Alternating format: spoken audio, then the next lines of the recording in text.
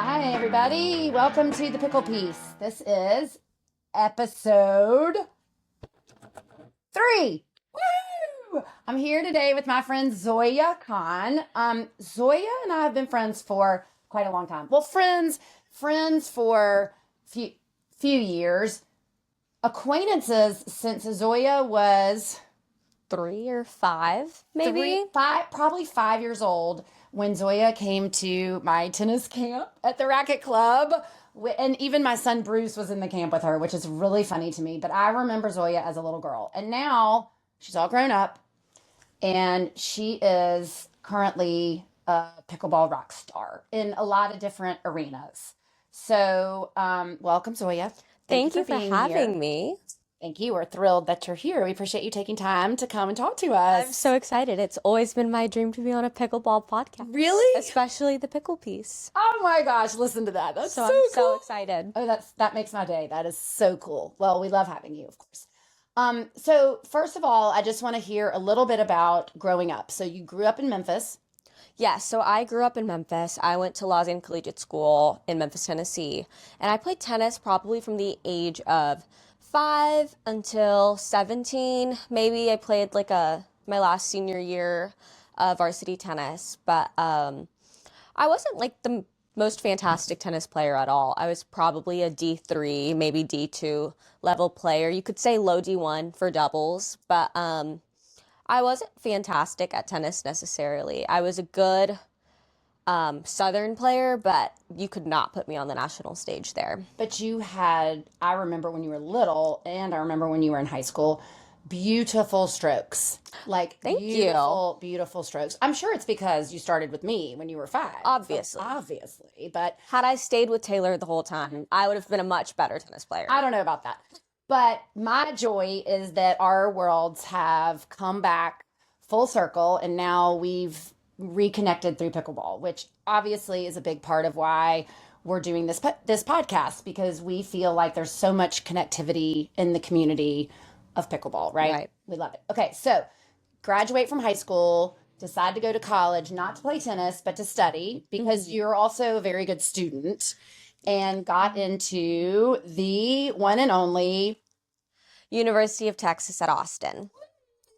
So that was just... Is this right? Yeah, This. No, Longhorns. there you I should go. know that. Mm-hmm. Taylor's son actually goes to UT Austin So as the well. boy that was in the tennis camp with Zoeya when he was 5 is also at Texas, which I think is really cool for full circle. Yeah, which is so fun. So fun. Do you love it? I love it. I mean, the community in Austin, the school, the culture, everything is just city? so amazing. I mean, there's so many good restaurants. It's so good. It's so I good. love that city. I want to be there as long as I can. You do? Do you think you would stay there after school? 100%. Ah. I really want to go to law school there. Ooh. And as long as I'm playing pickleball, I want to be in Austin. Okay, because why? Austin has such a great community around pickleball, such a great culture. I feel A lot like of good players. a lot of great players. That's one of the best cities you can go to become a pro. And I had no idea when I applied to UT Austin, when I decided to go to UT Austin, that I would even be playing pickleball. So that Really? was the biggest coincidence ever, that I just ended up in the capital The of Mecca. pickleball. Okay, so did you start playing pickleball before you went to Texas or after you went to Texas? So I started playing pickleball at Cameron Brown Park in Memphis, Tennessee, the summer after I graduated high school. Okay. So you had introduced to it. Right. You got the bug. I just wanted to try it because I'm a very competitive person by nature. That's one of my, I think, strongest qualities, that I'm very competitive. So not having a competitive outlet with tennis anymore was really hard, honestly. And so I just wanted to go out there, play pickleball, see what it was about. My friend Langston, who plays football at Harvard now, actually introduced me. He took me out to Cameron Brown, and we would go out that summer for 5 hours a day to Cameron Brown and just play. I had no idea what a dink was, no clue what a drop was. I had some 4 or 5 friends there at the time who tried to teach me, but I was so resistant to it because I just thought, no, I'm going to change this. Like, I'm going to beat you driving everything, and you're not going to know what hit you. Okay, I'm going to come back to that. Yeah. I want to come back to that. Okay, so you end up at Texas. You're studying what? I'm studying psychology right now, and I'm actually on the pre-law track. Okay. Oh, right. Because you said you might want to go to law school or would like to go to law school. Yes.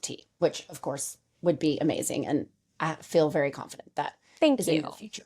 I'm gonna creatively visualize that for you now that I know that's the goal, because that would be really cool. Okay, so you get to Texas, you're studying psychology, you're in love with pickleball.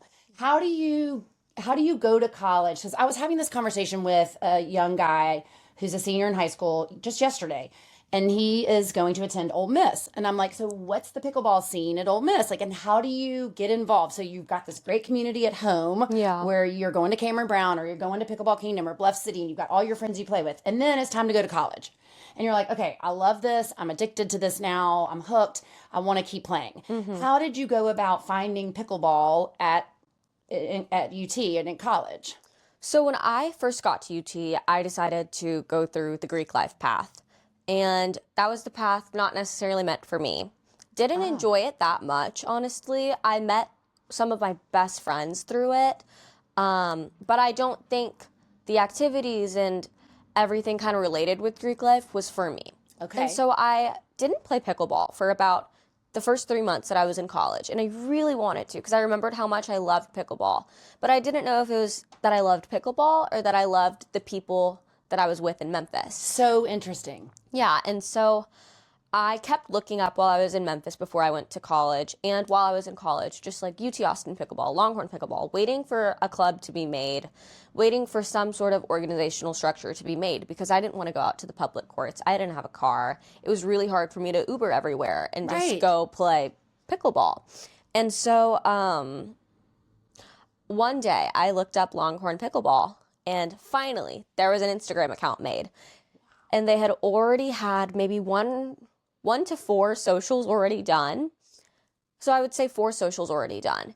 And I was like, how did I miss this? Like, this has been a thing since September. It's middle of October now. I missed this. This is so cool. I want to go. So I just DM'd the account and I was like, hi, like, I'm roughly like a 4.0-ish. I had no idea. Right. But I played tennis, like decently high level junior tennis. And I really want to get into pickleball. Like, when's your next social? Or do you guys have practices? Like, I would really love to come and play. And so there were these makeshift courts at UT. I forget where they are, but they're next to one of the dorms. And so I lived in an off-campus apartment. So it was easy for me to walk on campus and just get to that pickleball court. And I played with 3 of the OG members of Longhorn Pickleball. And from there, I literally never stopped playing pickleball.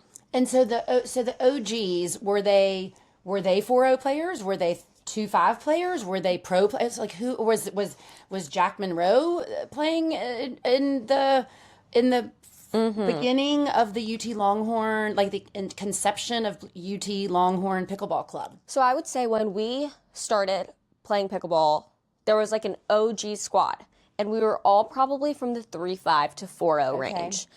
And Jack Monroe was part of that squad, so he was the outlier. He was a 5'9", 6'0" by that time, I'm sure. Wow, already. Yeah, and he's been playing for so long. He founded the Longhorn Pickleball Club. Okay, so I was wondering if he kind of helped get it started. And that's how he got the Longhorn Pickleball Club. So many connections within Austin, so much credibility within UT, just because he had so much credibility as a person that he was able to transfer that into his project of Longhorn Pickleball Club. And good for him, because he could have trained probably and found a club to go to play. But I think one thing that happens a lot in pickleball is this desire to share. Yeah. Like, it's so great how many people want other people to know how awesome it is and how much fun it is and how the community is great and how the friendships evolve and how you can get from a 2.5 to a 4.0, without a like the amount of time it would take to do that in tennis. We love tennis. It's a great sport, but that's a long learning curve, where in pickleball, it's a little shorter, right? So for somebody who's good to say, I want to open this up and bring in people of all levels, because anybody can be a part of the club. Is that? Exactly. I think not even then, there weren't even membership dues. It wasn't like a full-blown thing. I think the members, or you could say the OG squad then, was like maybe a close-knit 15 people. Okay. And from there, now we have over 300 members. Wow. And you pay dues. And you pay, it's like $50 a semester, I think. Okay, that's awesome. And you have courts now? We have courts. We used to have to play at the UT taped courts that we don't really have designated courts, but now we have a partnership with Urban Pickleball Club in Austin, which is one of the nicest pickleball courts in Austin. Like, it's on a rooftop in downtown. It's exclusive. It's like this is the facility where your high flyers in Austin play, like CEOs and founders and everybody who's anything in business in Austin who plays pickleball will play at Urban Pickleball Club. Okay, so this is really interesting because I see that as a tremendous opportunity for these whippersnappers to hook up with do some networking, which I think pickleball is a grossly underrated opportunity for everybody. I mean, I just feel like if the more people you connect through and you connect with through pickleball, the more opportunities just pop up every day. I'm like, oh, well, let me introduce you to this person who I know does this and you like this. And then they're like, immediately friends and sharing their sport, but also being so the club was open to the partnership. Do you think they saw that as an opportunity for these young? I mean, was it out of?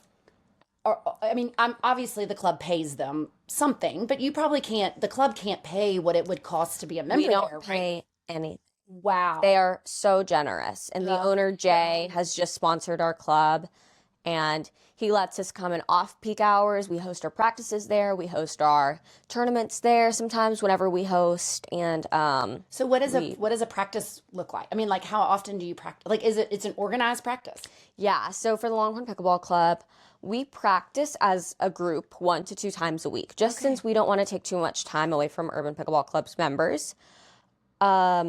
We just play a lot of mixed doubles, do a lot of drilling, and we have this one coach who comes in to help us. His name is John Stenfeld. Okay. And he takes us individually or by twos, and he'll do like a mini lesson while we're playing up and down the river, doing a certain drill. Okay. And just so how many people might be at a practice?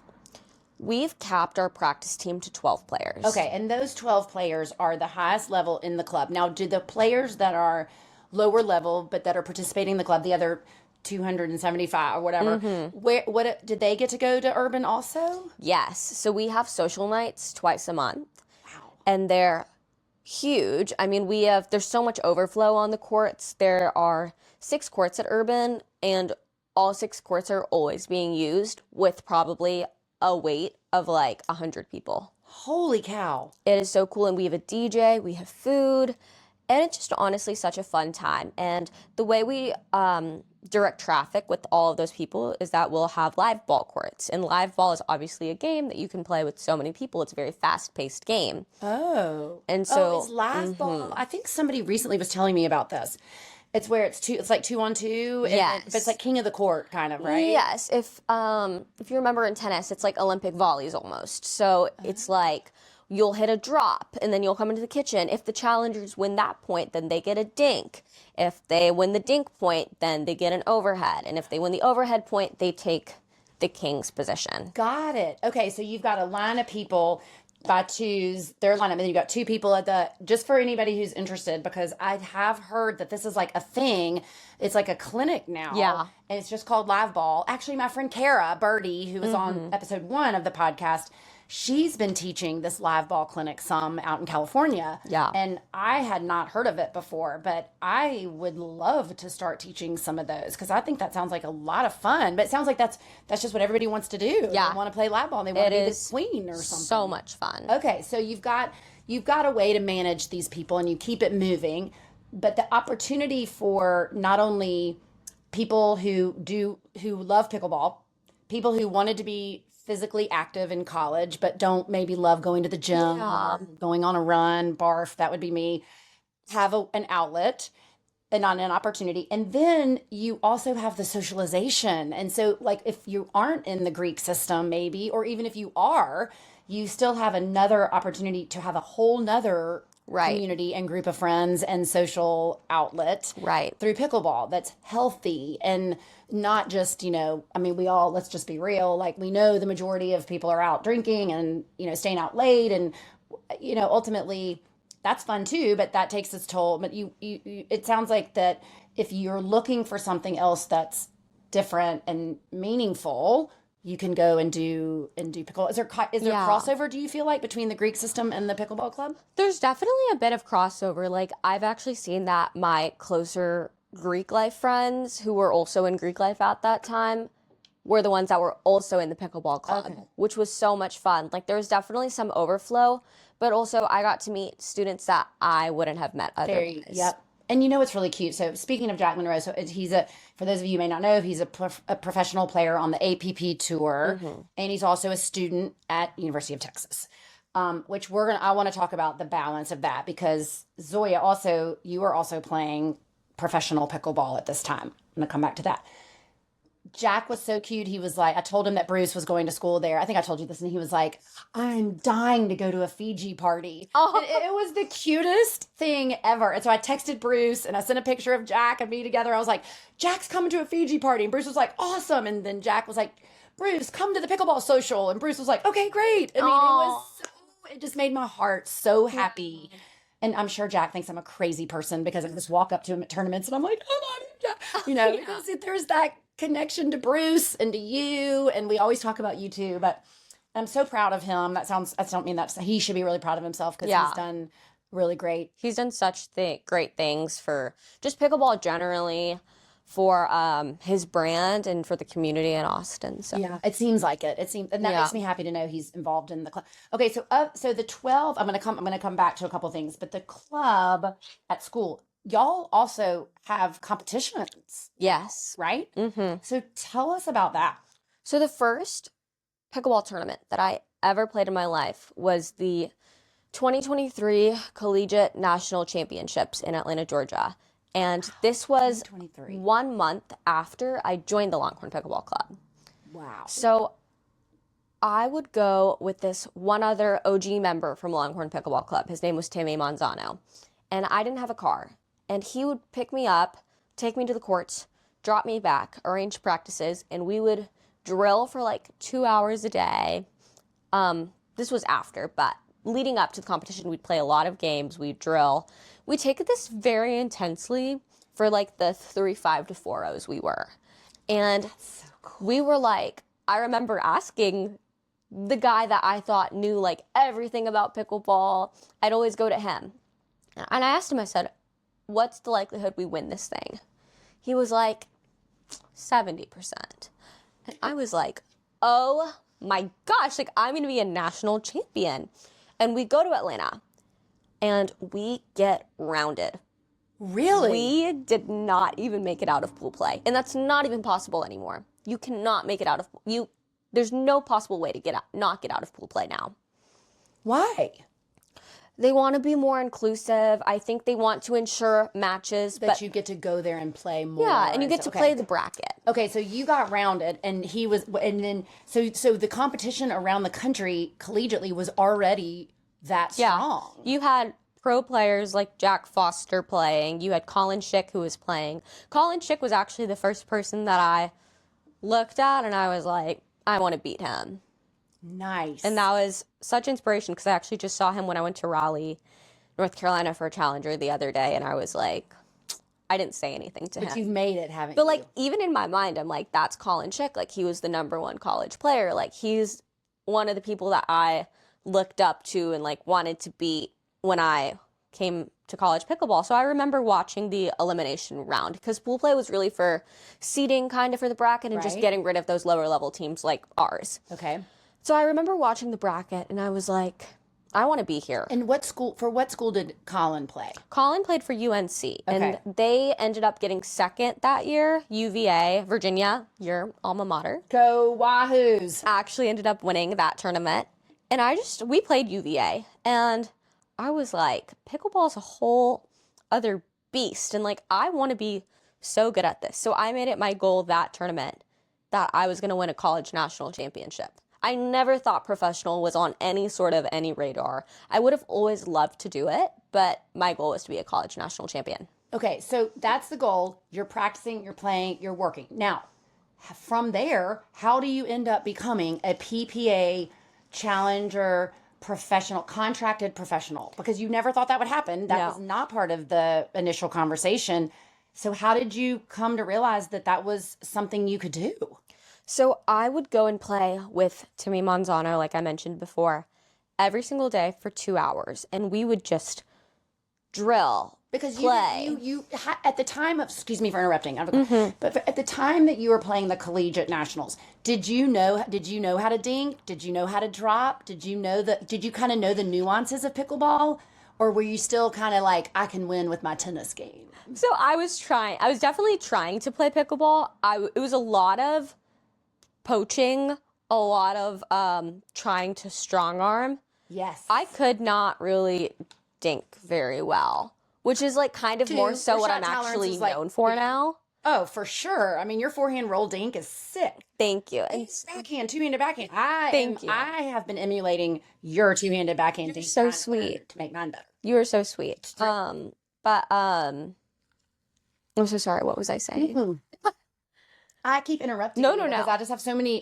This is so interesting to me, but I haven't really gotten this whole like college yes, thing. yes. Okay, so but you So don't really know how to no dink. idea how to dink. And I would like really, we had a faculty sponsor who's done the world for me, who's done the world for this team. His name is Terry McCarthy. He was the women's faculty lacrosse advocate. coach, and now he's full-time pickleball for UT. He's just helping us, and he's just the most amazing person I've met in my life. Do people hear what is being said right now? There are collegiate jobs available potentially Yeah, for somebody to manage the pickleball exactly. program. Exactly. Do you know that when I first learned pickleball in 2018-ish, I remember thinking, wow, wouldn't it be so cool if one day some kid could go to college and play pickleball? And that seemed like an outrageous statement. If I had said that out loud to somebody then, they would have laughed in my face. Right. And here we are.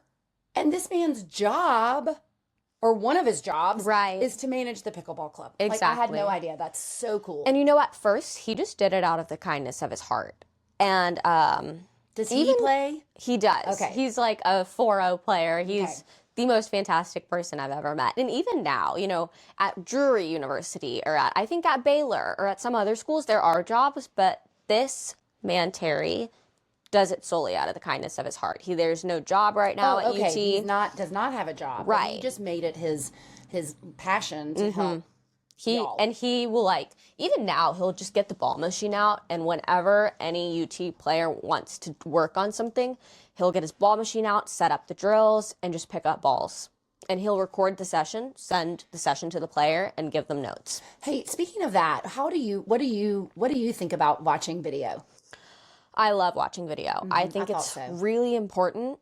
I was talking to my friend Casey yesterday about this, and we were watching the instant replays on the Pickleball Kingdom court, and he was like, what's so funny about watching yourself playing pickleball is that sometimes you're like, wow, I look so cool. And sometimes you're like, I can't believe I'm like even on a pickleball court. Like, I look so unathletic. And sometimes I'm like, when I would watch myself play tennis, you know, it's a big compliment actually that you told me that I had like nice swings, nice strokes. do. Because I always thought I looked so bad playing tennis. Whenever I'd watch myself on video, I was like, I look horrible. And so when I moved to pickleball, it was like my one thing. I was like, I need to look good playing pickleball if I'm going to be good at it. Right? Well, you do. You look Thank really you. good, but I think your pickleball strokes look a lot like your tennis strokes, and your tennis strokes were beautiful. Thank you. I found it to be very difficult the first time I started watching. I never watched video of myself playing tennis. We didn't do that when I was playing Really? it Okay.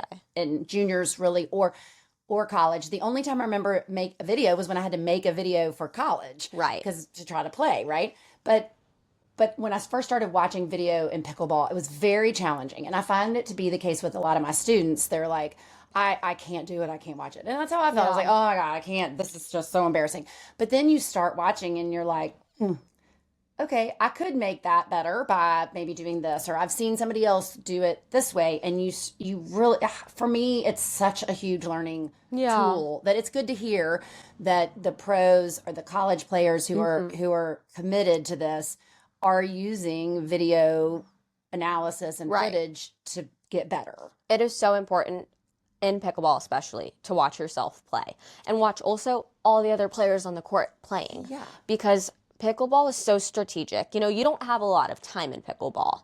Quick reactions, quick decision making. There are these certain nuances in pickleball that it's like, if you're not noticing this person's feet are lined up a certain way, if you're not noticing that this person's head is down and you're not reacting quick enough to it, even though the ball hasn't even come off their paddle. Right. Like, you can tell kind of what's going to happen before they actually make contact with the ball. And so it's just these nuances of like, okay, wait, they did this. Why wasn't I ready for this? Or, okay, I did a really good job reading this. Right. And when I watch the video, I see that I missed that opportunity and I know what to look for next time. Exactly. Or I can say, oh, good. Okay, I missed it there, but in game 2, it happened and whatever. Okay. Exactly. I love that. I think it's really, really valuable, but I sometimes have a hard time convincing people of it. Right. And even myself. So, I mean, it's good to hear. Okay, so we go back to, we're playing college, we're loving this national championship, but getting rounded, losing first and first. And now you're like, okay, I'm going to get better. I'm going to be like Colin or whomever that stick. I don't know, Colin. I was definitely on a mission when it came to that. And that's one thing I think is great about tournaments too, is you go to a tournament and you're like, okay, I got beat for first round in the first tournament I played. And I came out of there like, oh, wow, I have so much. Right. My list is just crazy how the things I want to learn to do that these other people are doing or that I need to go home and work on. Or actually, it's good to start with, I did this well, but I need to do this better, But it's so fun to come home after a tournament. So fun. Win, lose, or draw, it's so fun to come home after a tournament. I feel like I got better, even if I lost a lot. Right. But I also feel like I came home with like a whole like little... I gotta go work on all this. So you just started working your butt off. Started working my butt off, drilling, trying to network a little bit more within like the Austin pickleball community rather than just the UT pickleball community. And so we go to another national championship that's held by the APP. Okay. And so there was an individual bracket there and there was a team bracket. And in the team bracket, we actually did pretty well. We made, and the format was totally different. It wasn't that MLP format. It was women's singles, men's singles, 1 mixed doubles, 1 women's doubles, and 1 men's doubles. And so this is the first time in my life that I've ever played singles ever, because I was like the most tennis player, and like the girl we brought was our alternate. So she was closer to that 3-5 range, like freak athlete, but not as versed in racket sports. And so I remember in our pool, we played the number 1 ranked APP college team at that time, which was Utah Tech. And I won all the other matches. They weren't super hard. We had been working our butts off. And so from Atlanta College National Championships to the APP, in those 2 months, our team had gotten tremendously better. And so also you saw what was out there. Yeah. Right? You don't know what's out there until you don't know what you don't know. Exactly. And you go to that tournament, you're like, we're going to win. We got a 70% chance. And you get there and you're like skunked. Exactly. And you're like, oh, dang, these people are good. Like I And had was no such idea. good motivation for the whole People team. could be so good at pickleball. Ah, interesting. And so I went to that tournament, and in pool play, I beat the number 1 women's singles college player at the time. Holy cow. First singles match. It was my 3rd singles match of the day. And I had no expectations. Singles match ever. I mean, Zoeya. Yeah. It was crazy. That's and awesome. I was like, I was so happy. And then that's when I started thinking about like sponsorships, because Ray J from Pro XR watched that match. Ray J. Shout out Ray J for giving me some confidence. He's the best. Watched me after that match, and he just came up to me and he was like, Zoeya, like, I think you're going to be great. Like, well played. Like, I want to give you this paddle. And he gave me a Pro XR paddle. And to me, I was like, oh my gosh, I just got a sponsored paddle. I mean, And huge. I know. I was like, this is the coolest thing ever. Like, and so I was like, okay, like this could go somewhere one day. And so that was like, wow, I just beat this girl in our pool play. Like, how cool. And so from there, I don't think I lost a singles match in pool play at all that whole tournament. I was like, I have no idea what I'm doing. I had no idea about drop passes coming to the net. None of that. I was just grinding girls from the baseline. Grind. No clue how I did it, because right after that tournament, I was like on a singles high. Crash. I could never emulate how I played that day for like a year and a half. because I had all the confidence in the world after that. I went and played a pro singles draw, the PPA Austin, over my spring break, my freshman year of college. And it was in Austin. So I was like, this is so easy. Like, my family will come, blah, blah, blah. And then this is when I kind of started networking within Austin. Like, I met my first pro partner that I played that tournament with. Her name was Davina Stenfeld, John Stenfeld's daughter, okay, who coaches our UT team. Right. And she was like my first into like the pickleball community. And like, big shout out to Davina. Like, she introduced me to so many people. She would drill with me all the time. And we were so invested in playing this tournament. And so I went and played singles the first day, I think. Because back then now it's progressive draws and PPA. But back then it was, you play your whole singles to completion. Then you play mixed doubles to completion, and then you play gender doubles to completion, or until like the finals or something. Right. Yeah, they didn't even have championship Sundays or anything like that back then. Not even that. I think they did. Oh, but okay. I think there was no semifinal Saturday. There was no progressive draw at that time. Everything to the semis and then Sunday. Okay. So now they play it. Now, if I'm correct, they play you would play one singles match, one mixed doubles match, and one gender doubles match in a day. Yes. And if you so more like tennis. Right. And, right, exactly. So you'd play up to the round of 64. And then sometimes if you had a bye, like you're just not playing the first day, then you play the round of 32, then you play the round of 16, all on different days. Okay. And but so this was an all-day singles.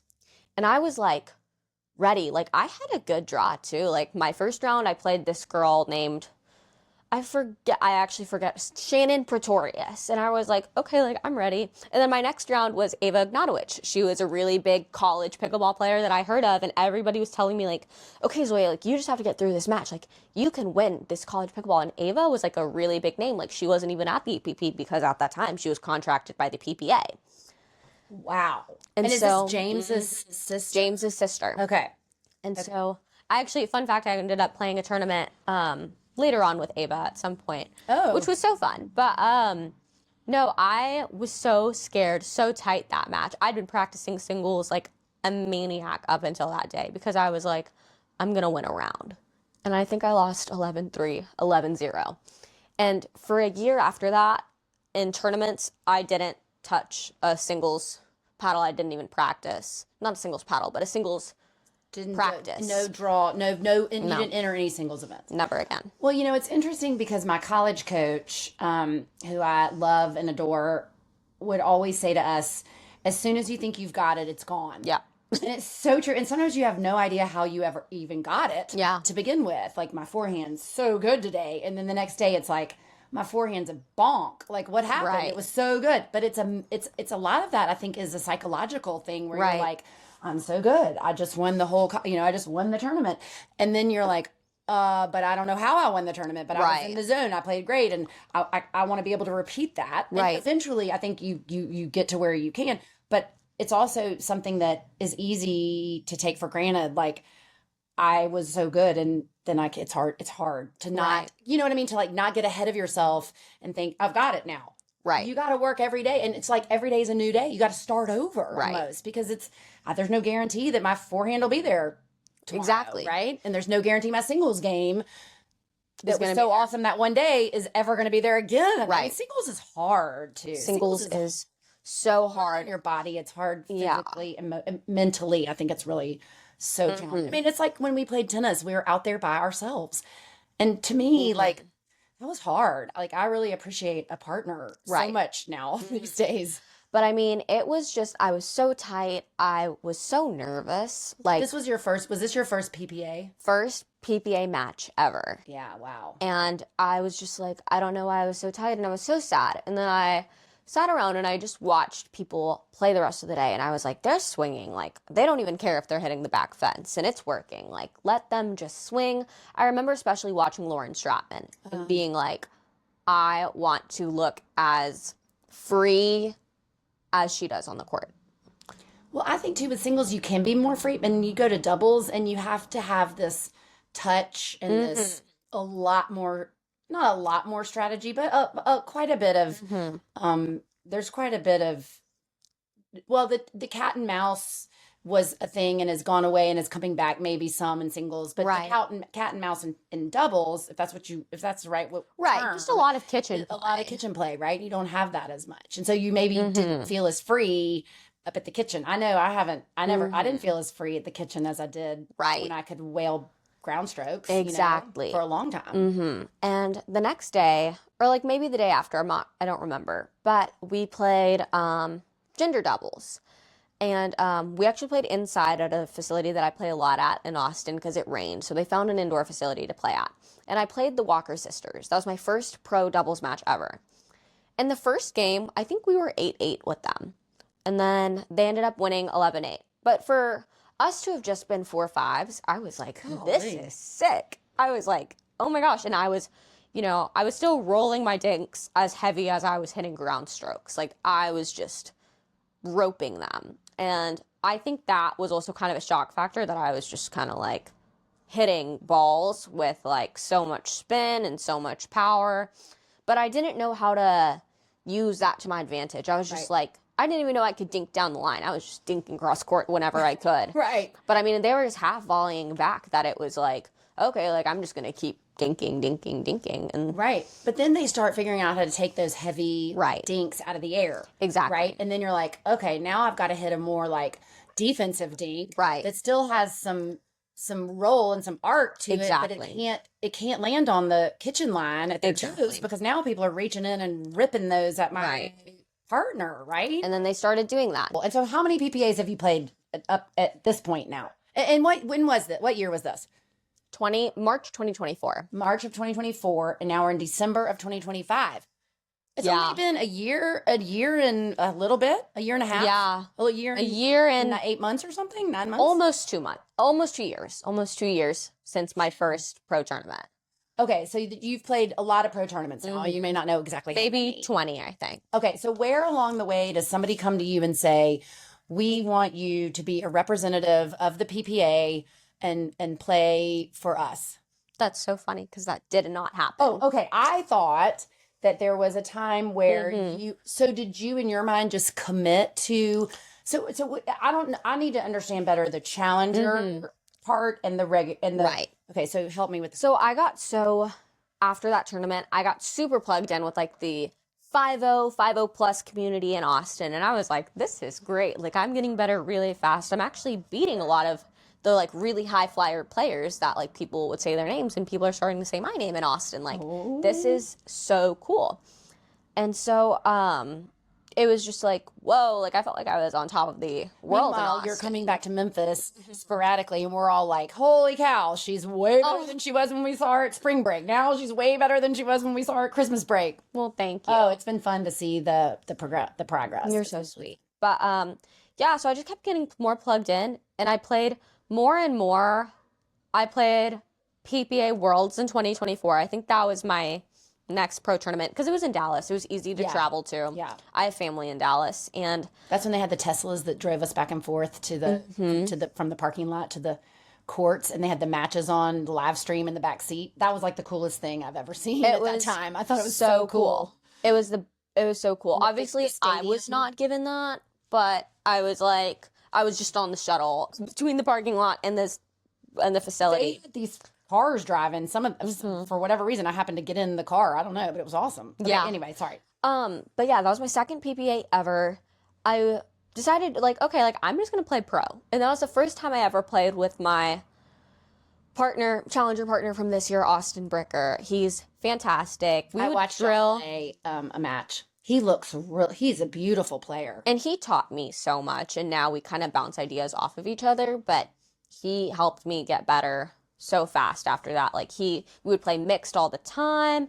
We actually played a 5-0 PPA Houston in April, the month after that PPA, and I'd never played a mixed tournament in my life. Oh, no, maybe I played 5-0 PPA Austin, but we got clapped horribly. And so, we played 5-0 PPA Houston and won it. And I remember somebody from the PPA, I don't remember who, came up to us and they were like, a lot of people after 5-0 PPA, like, they win, they go pro, and, like, they start to make runs in the qualifying. They start to make runs in real life.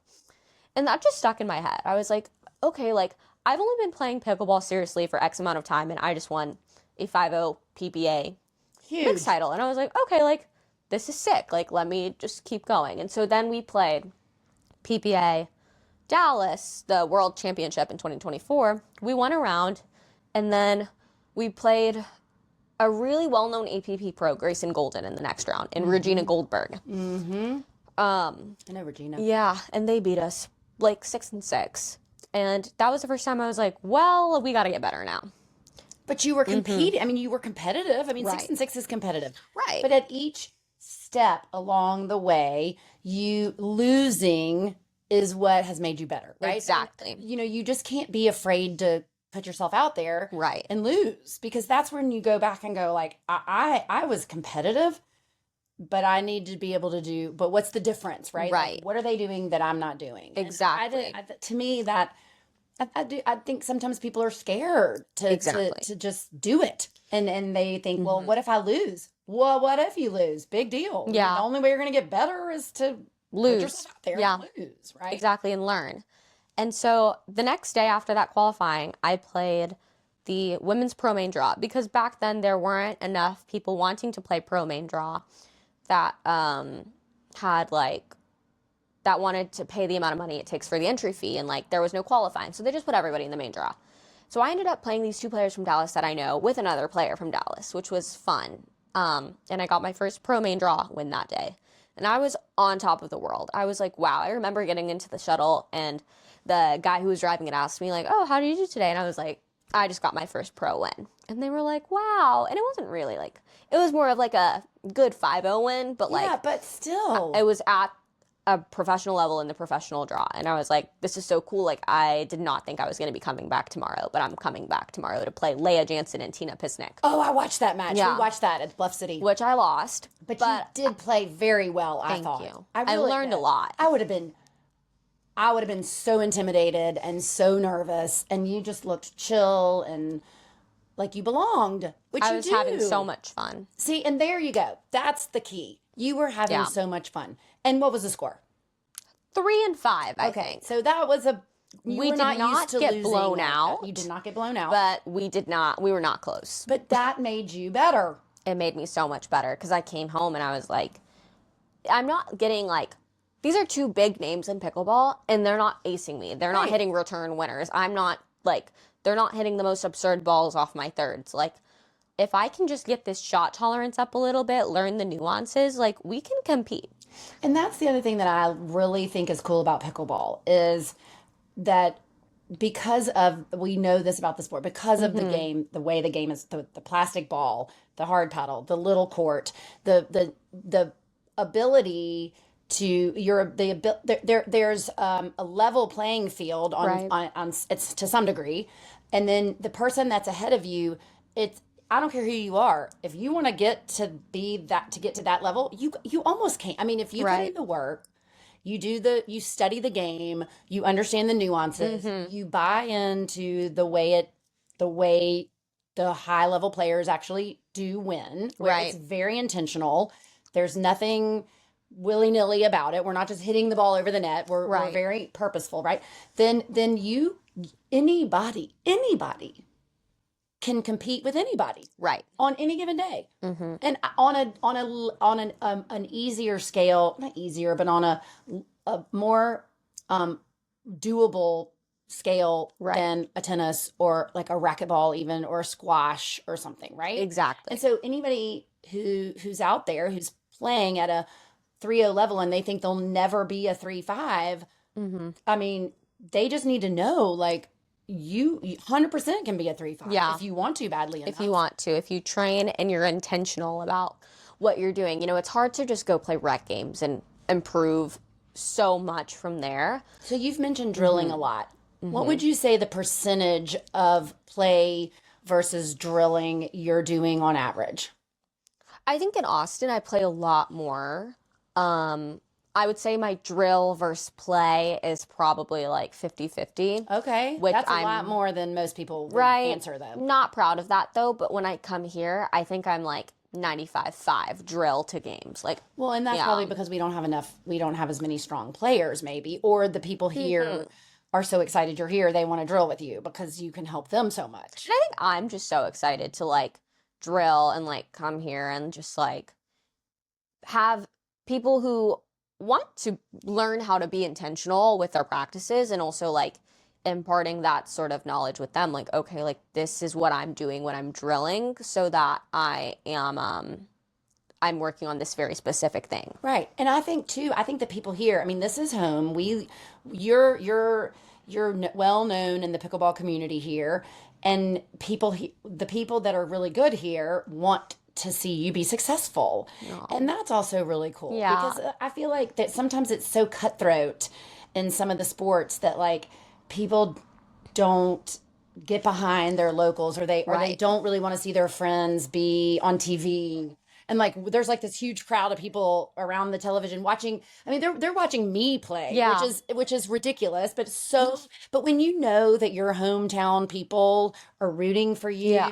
I don't care what level you are, I don't care what tournament you're playing, like Right. people want people to do well in pickleball. They like there's this genuine like excitement, just like Jack wanting to bring others into Right. his world at Texas.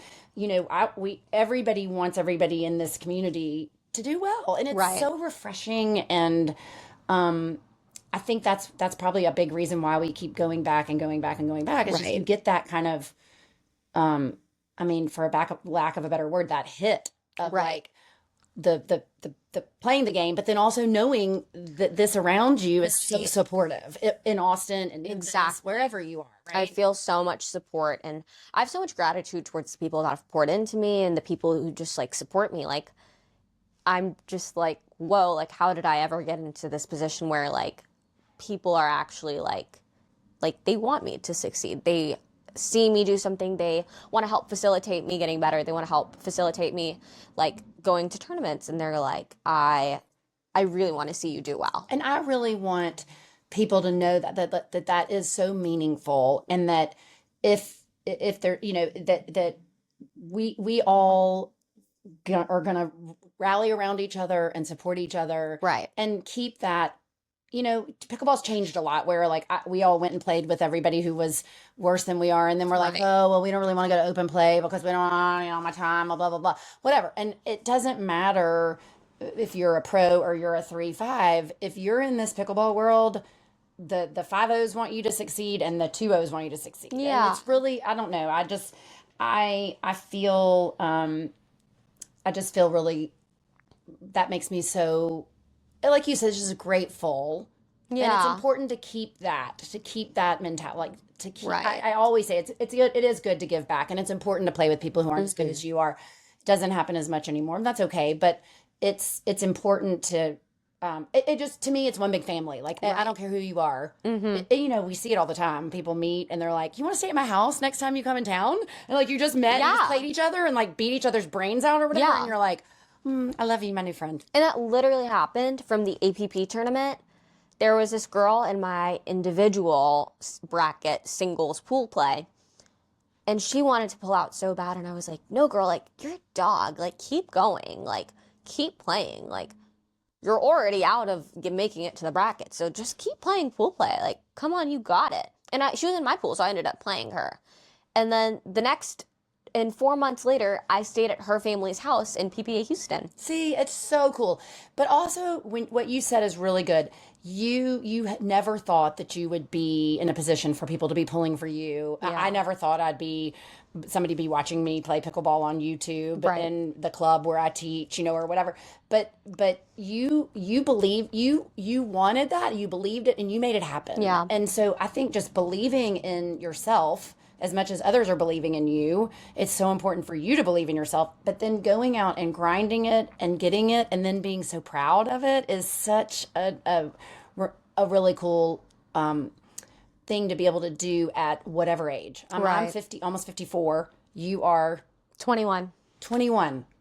And you have made a really important dream of yours come true, as have I. And then never, ever, ever dreamed that would be. So keep reaching for whatever it is you want. Like they're not Right. everybody wants to play tournaments and not everybody wants to stand on Right. the podium.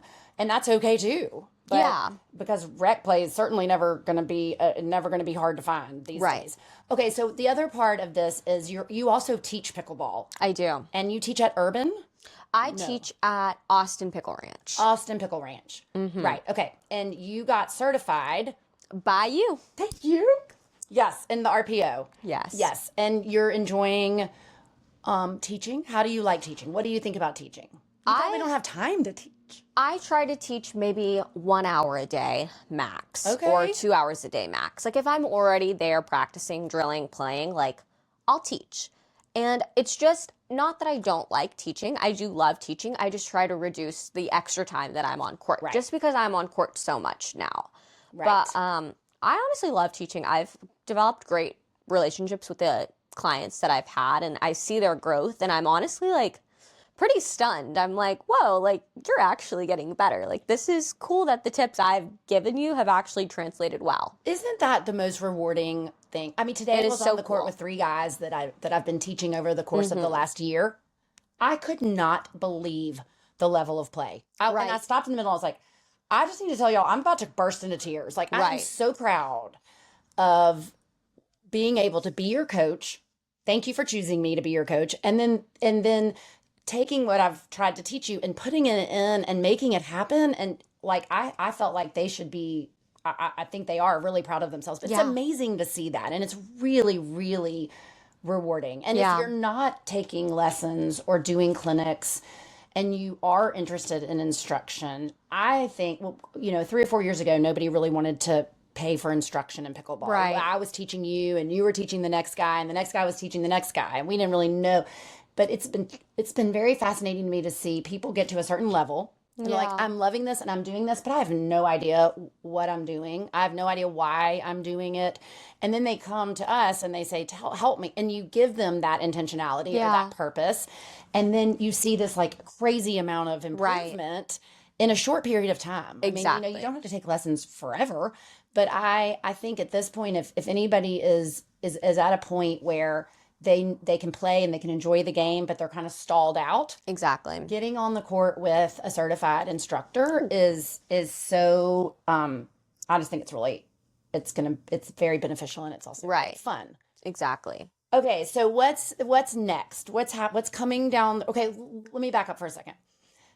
This pickleball, Longhorn Pickleball. What does a season entail at this point? There's more than one collegiate tournament now. Right. So with collegiate pickleball, there's usually a couple of super regionals, and there are so many different tours for college pickleball. There's the APP tour, there's the PPA/Duper tour, and there's a new tour called the NCPA that we don't necessarily play. We just kind of put our efforts towards APP and Duper PPA. Okay. And so it's been really cool. Like we'll have a couple regionals. You have to get a bid for nationals. We do some tri-meets with some other schools in Texas. Like fun, so dual match type things like we did in tennis. Exactly. Fun. So it's just like a whole season of things. I would say there's probably one event per month or one event every 2 months. But sometimes you'll have 2 events in 1 month. So it's enough to keep you pretty busy. Definitely. Okay. And then what's the PPA schedule look like for you this year? Okay, so the challengers, different locations or same location? Like are the challengers at the same place where the PPA is? No. Okay. We're That's going a whole separate tour, right? It's definitely part of the PPA. I would say it's kind of like how the futures are in tennis. Okay, got it. But like anybody can play except the top 20. You don't have to be signed to be in the main draw. Like everybody, you just go. There's no qualifying for it. You just play pro main draw. But you're signed. So I'm signed. So I'm like 100, no matter how late I sign up for it, I'm 100% going to play in it. But I Okay. don't have to play with a signed player like I do in PPAs, which is why I got to play with Austin Bricker so much, which was so much fun because we're both from Austin. We like playing together. And now because of the Challenger Tour, and we did so well in mixed, he played in the Challenger playoffs in Dallas. He won the Challenger playoffs, and now he's signed too. To the challengers. To the PPA Tour. So he's playing PPA tour. And you can play PPAs. You can play that, right? But you Yes. might not get in the main draw. No, I'm PPA signed. Oh, PPA signed, not challenger. Yes, I would say I'm more of a challenger level player moving into the into the higher rankings now of PPA, but what do you have to be ranked to get in the main draw of a PPA non-challenger event? Do you know? so I think it's more about being signed. So for those, I am signed. So Okay, so you're going to get in the main draw. Yeah, so I'm never playing a qualifying, which is nice. That's huge because I see the qualifying draws. It's crazy. Yeah. Crazy how many matches some of those people have to win. Exactly. I mean, who knew it was going to be that big? So I'm really lucky to be a signed player. And how this fell upon me was another girl in Austin who we had played with. Her name's Felicity Delora. Fantastic athlete, fantastic pickleball player. She was a all-American tennis player. I mean, she is just the most nonchalant person I've ever met in my life. Like, she's just a freak athlete, and she's so good at anything that she does. And so she got signed. She was in our little pickleball group, and she got signed by the PPA. And my friend and I, who also wanted to play a lot of pro tournaments that year, we made it a goal. It was January, end of January, February, around this time, and we were like, we want to play a lot of pro pickleball. And so she told us, like, oh, I got signed, and they're looking to sign girls. And we were like, no way. Like, sign me up. Yeah, and so I was friends with a signed player at the time, so I got the guy who gives out contracts phone number from one of my signed friends in Austin. And so my friend Donna Finaro and I texted him, and we were like, okay, like, Donna played tennis at West Point, and Zoeya is a college student right now. And so a couple of days go by, and he texts us back, and he's like, or he calls Donna, and he's like, we want to sign you, like, you play D1 tennis, like, you seem like a good candidate, but I don't know if we can sign Zoeya, because she's still in college. She doesn't seem like she's a great singles player, because I hadn't been playing singles. And he was just like, I don't know if I want to take her away from college. And I was heartbroken. That was probably the worst 2 weeks of my life, where I was like fighting this man to give me a contract. And I would just text him every day and be like, hey, like, here's some more film, here's some more film, here's some more film. I was just relentless. Yeah, I was not taking no for an answer. Go, girl. No. I love that. And then I kept asking, like, GMs in Austin, like, people who were high up in pickleball that I knew, to, like, send, like, recommendations to him and be like, you should sign Zoeya. Like, she's going to get better. Like, she's works hard. And so at some point, I just, like, bothered him enough. I think that he was so tired of me texting him, and he was like, okay, I'm sending a contract to your email. So good. Yeah. And then you're like, yeah, you deserved it, and you knew you deserved it. Yeah. And you knew you would make them proud, and that's when you know that your passion and your desire to improve and compete is genuine and real. When you want to fight that hard for a little bit of help. Right. And Donna had honestly, she told me, she was like, Zoeya, I didn't think you were going to get it. Like, I was just like, I didn't know what we could do to get you signed. So honestly, like, I didn't know what we could do. And so I was like, no, like, I'm going to get this done. And so I did. And I was so happy to have gotten the opportunity. And everybody before, it was like a really hard conflict between just like grinding APPs and like doing those or playing PPA. And I was like, PPA, you play with the fast ball, you play with the lifetime ball. And APP and PPAs, in my opinion, are whole different games. Yeah, because when you're playing a PPA with a fast ball, you can speed a ball up and get away with it. But in APP, you're playing with a Franklin, it's a slow ball. You have time to think, wow, okay, this person just gave me a horrible speed up, I'm just going to put it in the ground. Like, you don't have that time necessarily with the lifetime unless their speed up was just horrendous. Right. And so I knew playing with the best players, being around the best players, and playing fastball was going to inevitably put me with time to be one of the better players between the APP and the PPA, which, I mean... What a great way to think about it. Like, that's some serious, like, digging into having to doing and deciding and making a decision of what's best for you long term, big picture. I mean, you could have gone to APP and like won a bunch of events, but was that really going to be that wasn't going to be the best thing for you long term, potentially, and for your game and your style of play and all of that factored in, I'm sure. And with the APP, I wouldn't have a required number of tournaments. I would have to grind through the qualifying. I would have to pay a huge amount of entry fee every time that I played. And I was just like, this makes more sense for me to pay only for my flights and my travel. And, I'm not on a necessarily, like, fantastic, like, I wouldn't say I'm not on like a stipend sort of Yes, contract with right. the PPA, which they don't do anymore because they're trying to go into the prize money model, which I think is great.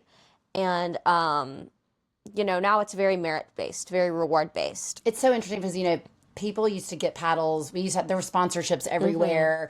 You could get any company to give you, whatever. And it's so different now. It's like, Right. but a lot of the companies aren't even sponsoring any players other than maybe the number one or number two player, right? I mean, Exactly. because they know that they don't have to, but also Right. they know that people have got to earn it now. Right. You really got to earn it. It's not, and they needed to get that out to people to get them to start playing, Right. which is smart.